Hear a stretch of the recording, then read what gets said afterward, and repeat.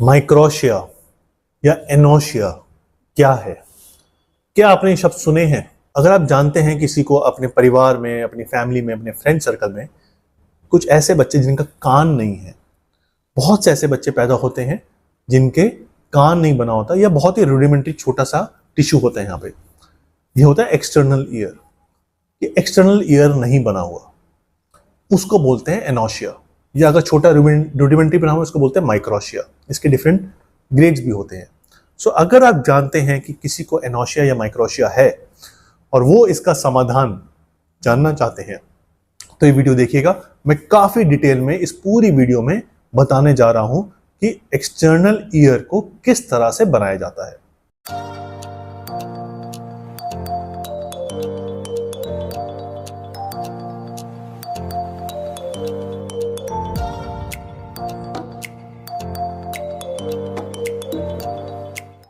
Hi, I am doctor Gupta, I am board certified plastic surgeon working in Delhi. और microtia surgery मेरा एक बहुत ही passionate surgery है मेरे लिए।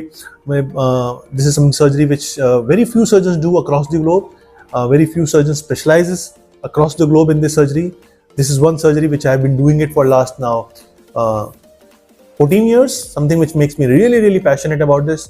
हम बहुत लोगों को सिखाते भी हैं ये सर्जरी कैसे करते हैं। सो इसके बारे में आज हम डिटेल में बात करेंगे। अब क्या होता है, बहुत से लोगों का एक्सटर्नल ईयर नहीं बना होता। ईयर्स के 3 पार्ट होते हैं एक्सटर्नल, जो हम देख सकते हैं। एक मिडल, जो बेसिकली कैनाल होता है, जो आपको छेद दिखता है ना, उसके आगे कैनाल होता है। और इनर ईयर, जिससे आपका साउंड प्रोसेस होता है।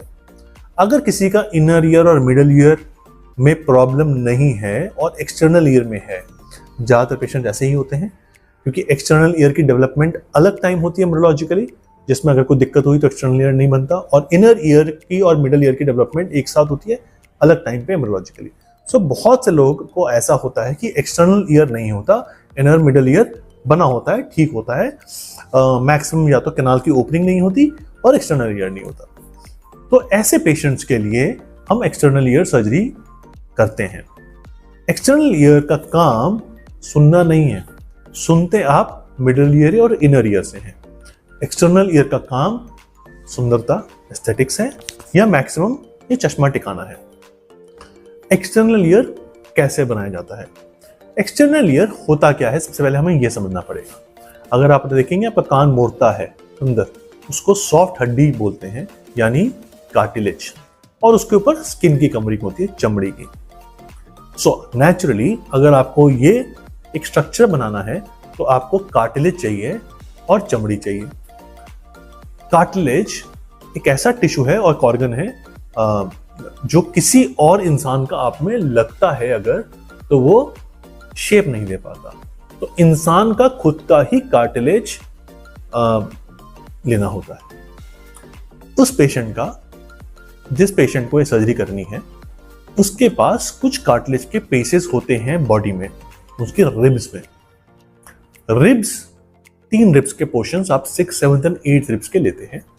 आपको एक ब्लॉक ऑफ कार्टिलेज मिल जाता है, उसकी कार्विंग करते हैं, नक्काशी करते हैं, कान का रूपांतरण बनाते हैं, जो उसी पेशेंट के अपोजिट कान के जैसा होता है।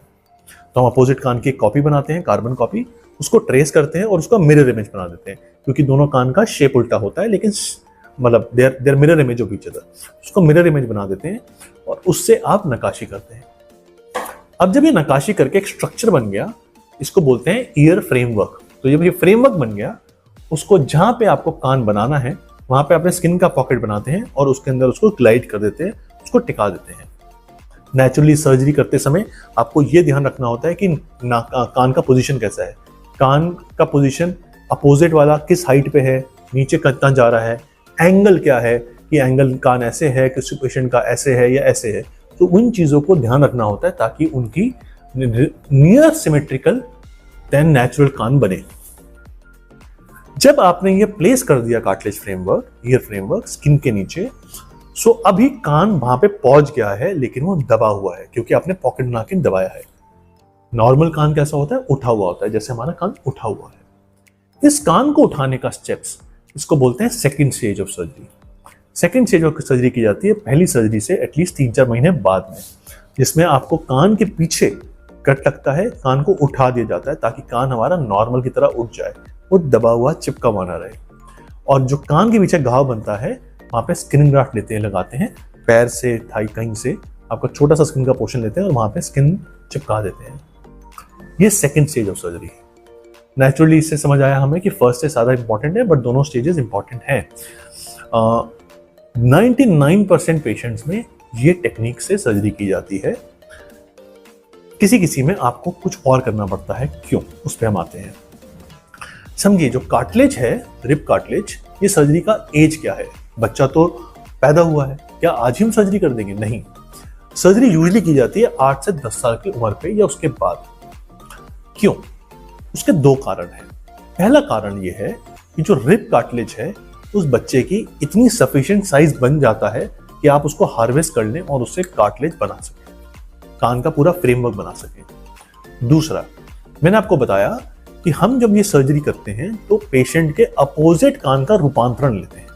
तो देखा गया है कि 8 to 10 ईयर्स की एज तक अपोजिट कान बच्चे का ऑलमोस्ट अडल्ट साइज का पहुंच जाता है। जी हाँ, अराउंड 10 ईयर्स ऑफ एज तक किसी भी बच्चे का कान का साइज ऑलमोस्ट एडल्ट साइज पहुंच जाता है और वो बढ़ता नहीं है।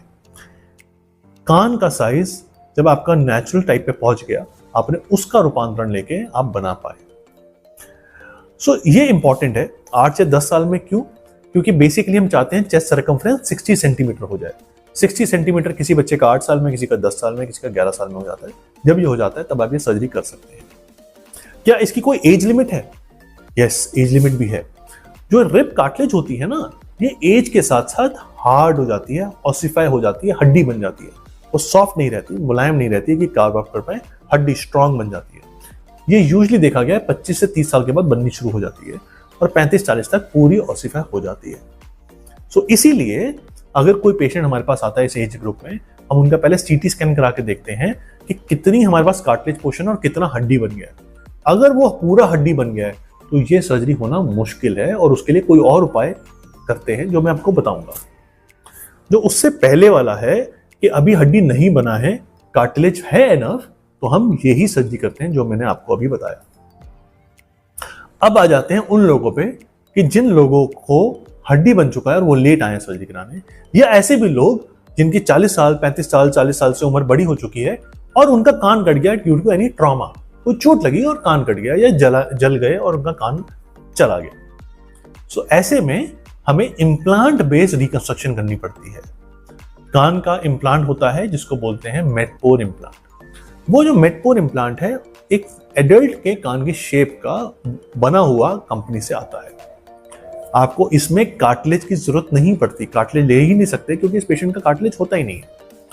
अब जो ये मेटपोर इम्प्लांट है उसको आप स्किन के नीचे नहीं डाल सकते क्योंकि उसको पहले सपोर्ट चाहिए होता है। तो उसके लिए हमें प्रोसीजर करते हैं जिसको बोलते हैं टेम्पोरोपैराइटल फ्लैप या शॉर्ट में टीपी फ्लैप्स। एक फ्लैप उठता है स्कैल्प के अंदर से, उस इम्प्लांट के ऊपर वो फ्लैप लगता है और उस फ्लैप के ऊपर पैर से लेके चमड़ी लगाई जाती है। सो ये सर्जरी में फॉरेन बॉडी है, एक मेटपोर करके इम्प्लांट है जिसको आपको एक पतला टिश्यू को सपोर्ट करना है, उसको बोलते हैं टीपी फ्लैप, और उसके ऊपर स्किन ग्राफ्ट। सो इस सर्जरी में आपका कार्टिलेज तो नहीं लिया जा रहा, लेकिन आपका एक फॉरेन बॉडी लग रहा है। अगर आप किसी भी प्लास्टिक सर्जन से बात करेंगे वो बताएंगे कि फॉरेन बॉडी में चांसेस ऑफ इन्फेक्शन, रिएक्शन काफी होते हैं, इसलिए ऑटोलॉगस टिश्यू यानी अपना कार्टिलेज का टिश्यू प्रेफर किया जाता है। इसीलिए इम्प्लांट बेस्ड रिकंस्ट्रक्शन सिर्फ उन्हीं के लिए किया जाता है जिसमें उनका खुद का कार्टिलेज है ही नहीं और वो एज हो चुकी है और वो हड्डी बन चुका है।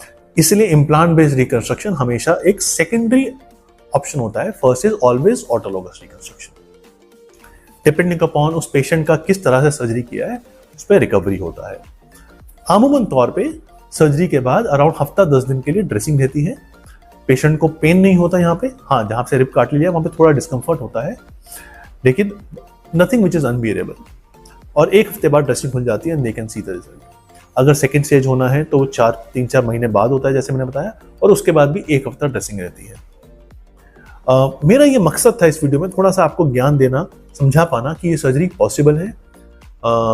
मैं एक ऐसे इंसान के साथ ट्रेन किया हूँ जो बहुत ज़्यादा विख्यात है कंट्री में और उसके बाद दुनिया में for reconstruction surgery. This is my passion. हम बहुत ईयर कान बनाते हैं। अगर आपके दिमाग में इस विषय पे कोई भी डाउट्स हो, कोई क्वेश्चन हो, हमसे कनेक्ट कर सकते हैं। मेरा मकसद हमेशा ये होता है कि आपको साइंटिफिकली, लॉजिकली पढ़ा पाएँ कि क्या हो सकता है, क्या नहीं हो सकता प्लास्टिक सर्जरी से। बहुत ही अद्भुत ब्रांच है और बहुत ही अद्भुत लगता है जब किसी बच्चे का, इसका कान नहीं बना हुआ, भगवान ने नहीं बनाया, और वो कान हम बना देते हैं और वो अपनी एक लाइफ नॉर्मल तरीके से जी पाता है। Thank you.